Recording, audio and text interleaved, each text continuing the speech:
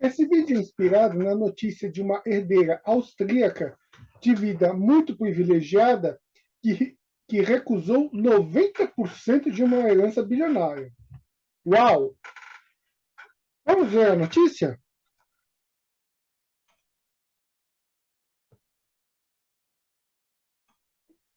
A austríaca recusa herança de 22 bilhões por achar que não seria feliz com todo esse dinheiro. Jovem diz não merecer a fortuna da família e faz parte de um movimento que propõe a renúncia de bens pelos mais ricos. Essa moça aqui, Marlene Engelhorn, dona herdeira da fortuna, e ela propôs ao Estado que assuma o dinheiro, pois quer abrir mão de 90% da herança. Será que lá o parlamento da Áustria tem tantos penduricalhos, tantos assessores, tanto combustível, tanta coisa, tanto desperdício? Esse dinheiro aqui só vai ser surrupiado muito fácil, não é mesmo? Herdeira de fortuna, com 200 anos, ela se recusou a dar mais do que 4 bilhões a que tem direito por lei. Não é que não quero ser rica, não quero ser tão rica assim. Ela está disposta a abrir 90% de a sua herança, descendente de Friedrich Engelhorn, criador da BASF, não fez nada para assumir, então propôs que o Estado. Garota foi educada, como a economia tendenciosa, né? Ela é ativista de movimento Taxe-me Agora, né? Que sugere renúncia dos herdeiros. Tem que ter bastante confiança no governo. Né? Se vai virar. Se fosse o nosso Congresso, com certeza não ia querer mais dinheiro na mão do governo. Com certeza. Vamos lá. Claro que ela não é brasileira e a situação que ela apresenta, o desejo dela de que o Estado fique com 90% da fortuna dela, não serve para a realidade brasileira, porque nós temos leis e instituições muito diferentes. Porém, quando eu vi que ela decidiu recusar a herança, eu pensei, vamos pensar uma situação como ela na realidade brasileira, nas leis brasileiras. O que acontece se alguém com muito dinheiro recusar 90% da herança? Isso é possível? Esse é o vídeo do tema de hoje. Antes de começarmos, eu peço a você que dê o seu curtir, inscreva-se no canal e clique no sininho para receber todas as notificações. Clique no polegar, clique no inscrito e clique no sino. Vamos começar?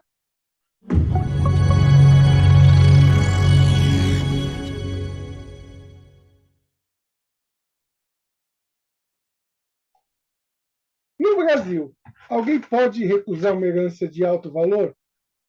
Sim, pode. Quando se faz o inventário da pessoa falecida, o herdeiro será intimado e ou o advogado será intimado para se pronunciar e ele pode aceitar ou recusar a herança.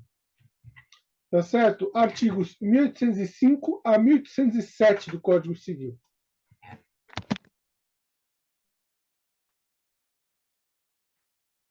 Vamos dividir tela aqui.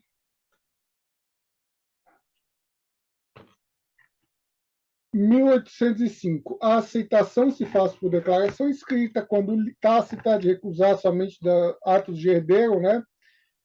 Não exprime aceitação de herança, os atos oficiosos, meramente de administração, não inclui aceitação em sessão gratuita. 1806. A renúncia de herança deve constar expressamente de instrumento público ou de termo judicial. 1807. O interessado em que o herdeiro declare ou não poderá 20 dias requerer a se pronunciar sob pena de haver herança por aceita. Se presume como aceita. Não se pode aceitar a herança em parte sob condição a termo.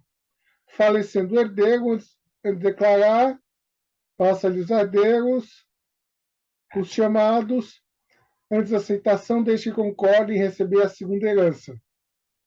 Poderão aceitar ou recusar a primeira. Ou seja, você pode aceitar, você pode recusar a herança, recusar toda ela. Por isso a pergunta: quais os tipos e possibilidades da renúncia de herança? Como já vimos, a herança como todo pode ser renunciada. No inventário, ela pode dizer que renuncia no testamento, no instrumento de escritura pública ou por meio de seu advogado no inventário. E existem, inclusive, duas formas de renúncia: a abdicativa e a translativa. A abdicativa é quando se recusa a herança como um todo. Nesse caso, o inventário corre sem o herdeiro que renunciou. Os outros herdeiros recebem um quinhão maior. Pensa assim, para não complicar muito. Maria, viúva, tinha como filhos Caio, João e Júlio. Uma falecida com 3 filhos. João, Caio e Júlio. Caio renunciou. O que acontece? João e Júlio vão receber a mais. Normalmente, a herança de Maria ia para 3 pessoas. Agora, vai para 2. Do ponto de vista do imposto, o que acontece? Esses 2 que vão herdar vão receber um valor maior, pagar mais imposto. E o Caio, que não recebe, não vai pagar. Essa herança abdicativa, tá certo? Renúncia total da herança. Agora vejamos a renúncia translativa. O que é isso? O herdeiro recebe a herança, mas não quer ficar com a maioria da herança. Então, o que ele faz? E aí nós temos dois atos ao mesmo tempo. O herdeiro recebe toda a herança e logo em seguida passa a herança adiante. Muita gente faz isso, diz: quero que minha mãe receba a herança. O que eu faço? Recebo e passo para as pessoas que lhe interessam. Ou seja, a moça da reportagem, Marlene Engelhorn, ela quer ficar com 10% do valor da herança. Se fosse na regra brasileira, teria analogia com uma renúncia translativa, no sentido de receber e doar logo o seguinte. Do ponto de vista tributário, aqui se paga 2 vezes. Por quê? Porque uma vez pela herança, outra vez pela doação. E aqui terminamos a tipologia das renúncias de herança. Mas a moça estudante conseguiria fazer isso como ela quer no Brasil? A resposta é não, porque não se permite a ninguém doar mais da metade dos seus bens se tiver herdeiros. Se tiver herdeiros necessários, se tiver cônjuge, companheiros, descendentes, seja filhos, seja netos, seja bisnetos ou ascendentes vivos, pais, avós, etc., eles têm direito à legítima. Ou seja, alguém que tenha algum herdeiro necessário, somente é permitido doar metade dos seus bens. Tá certo? A mesma coisa do testamento. Se há herdeiros necessários, só pode testar metade dos bens. Vamos ver novamente o Código Civil, o artigo 549. Mostrando o quê? Que aqui ninguém pode abrir mão da herança. Tá certo? 549. É nula a doação quanto à parte que puder exceder que o doador, no momento, poderia dispor em testamento. Ou seja, você pode doar todos os seus bens somente se tiver, e eu já falei isso na descrição, no vídeo que eu vou colocar na descrição, né, doações como planejamento sucessório, que você só pode doar metade dos bens para se houver herdeiros necessários. Você só poderia doar todos os bens o quê? Se você não tiver herdeiros necessários, não tiver cônjuge, não tiver companheiro, não tiver ascendentes, não tiver descendentes. Ok? E não pode ser cônjuge adúltero. Tá? Não, doações para amantes não são aceitas. Nós temos aqui uma lei extremamente protetiva à riqueza. Em que sentido? Se há um clã familiar, a não ser que seja uma pessoa totalmente sozinha, necessariamente você vai ter um herdeiro, você vai doar para alguém. E aí, somente se você não tiver ninguém na vida, não tiver pais, não tiver avós, não tiver filhos, não tiver netos, não tiver bisnetos, não tiver cônjuge, não tiver companheiro, somente nessa situação você poderia doar todos os bens. Ou seja, aqui nós temos uma proteção extraordinária à família, aos clãs familiares. Tá certo? O rico, é impossível para o rico brasileiro doar tudo e ficar pobre, por mais que queira. E mais, ele não pode tirar seus filhos da herança, a não ser hipóteses limitadas de deserdação, homicídio, injúria, não pagamento de alimentos, negligência, situações declaradas em juízo. Tá certo? E o imposto de inventário é um dos mais baixos no Brasil, por incrível que pareça, é um dos mais baixos do mundo, tá? Para países do sistema ocidental.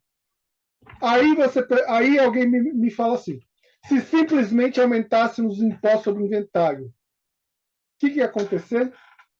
Simplesmente não teria mais inventário. Simplesmente haveria mais sonegação. Por quê? Porque impostos muito elevados sobre inventário, na forma que está na lei, na qual a alíquota única ou uma alíquota progressiva que rapidamente se chega ao topo, o que acontece? A classe média, uma pessoa que tem uma ou duas casas, né?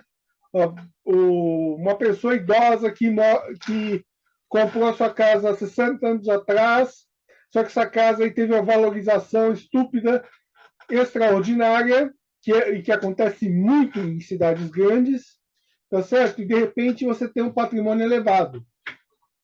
Praticamente, todo mundo ali nos jardins é milionário. Você pode até não ter uma vida de milionário, você não ter uma vida de luxo, mas só por ter a casa, você é um milionário pelo patrimônio. Mas você não tem uma vida que se espera de um milionário. Você só tem um patrimônio que está imobilizado.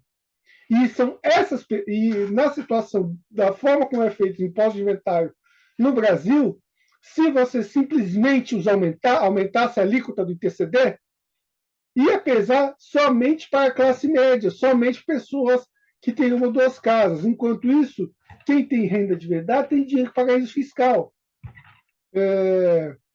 Marlene pertence, inclusive, a uma associação que defende aumento de impostos sobre riqueza. Taxar os ricos chegou à Alemanha e é pedido pelos próprios ricos. É estranho, né? Eu sempre pensava que medidas de natureza social, como imposto de renda regressivo, salário mínimo, assistência social, medidas que são custo para os milionários, que fossem medidas que fossem arrancadas deles pelo processo político. Por quê? Porque gera custo. Aí eu vejo coisa estranha, os próprios ricos querendo aumentar imposto. Incomum, não? Pouco comum.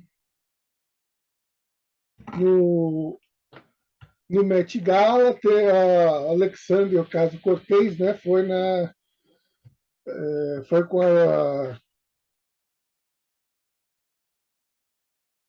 o vestido Tax the Rich, né?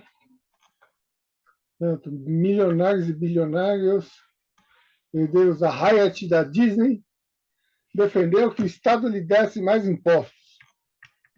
Anthony Schwartz criou um movimento chamado Taxe-me agora, que fez a doação de 500 mil euros, um país descrito, operação.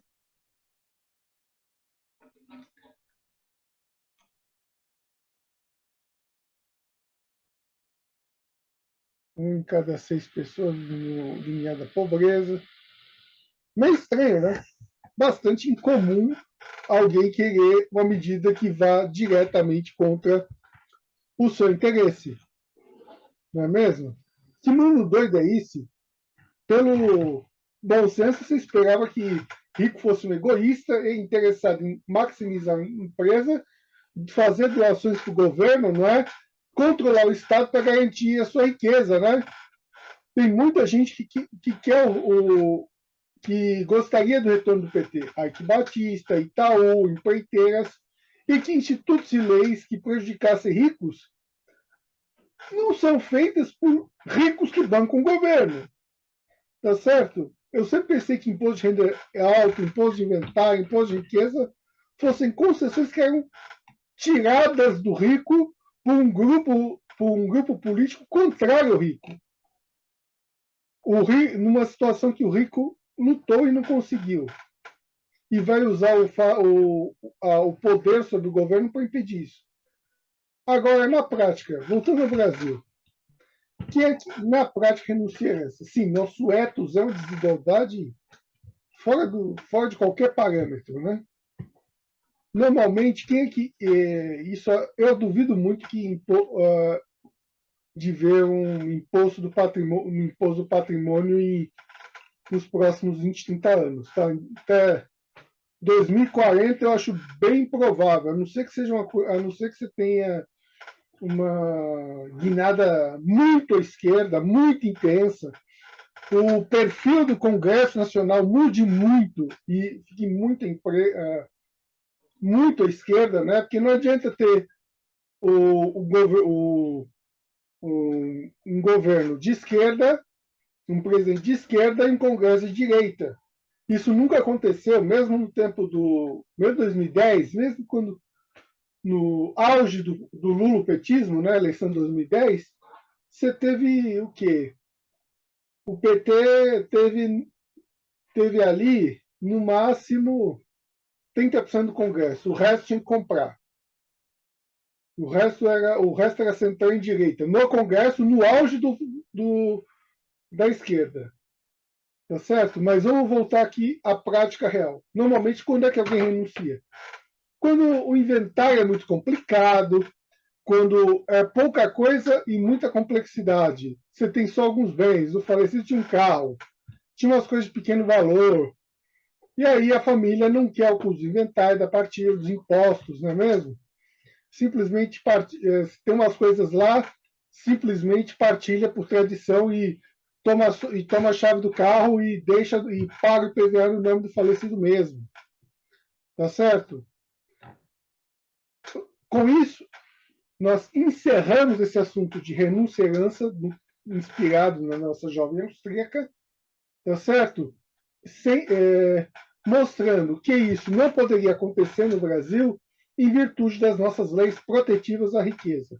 Recomendamos a você que, em matérias referentes a inventários e heranças e impostos correspondentes, que consulte o seu advogado de confiança. Muito obrigado.